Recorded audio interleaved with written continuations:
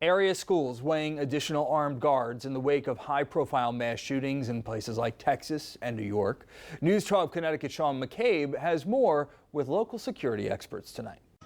We cannot turn our discussion to the national focus without looking locally in our communities. In the wake of the school shooting in Uvalde, Texas, New Milford police looking to hire former police officers as armed security guards for district schools. Nobody wants to have the discussions on whether we need to put armed people in our schools. Unfortunately, we need to have those discussions given the circumstances and the problems we're dealing with right now. Gary McNamara is chief of public safety at Sacred Heart University.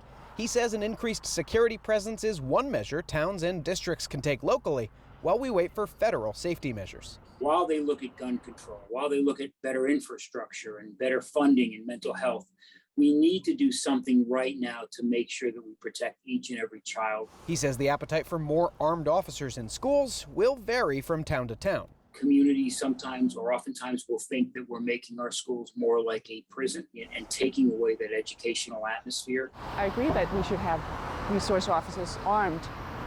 Yeah. Some New Milford residents say more guards or sworn officers would make them feel safer. My husband's a high school teacher, and he sees that kind of stuff all day long, kind of. Others agree security is important, but worry an armed presence could be counterproductive. Let's not make it so obvious, because when we amp up an environment and make it feel tense, then people get tense. And when people get tense, then they go out and buy guns. In New Milford, Sean McCabe, News 12, Connecticut. New Milford police say that the new security officers must be former local, state, or federal police and must be certified as armed school security officers in Connecticut.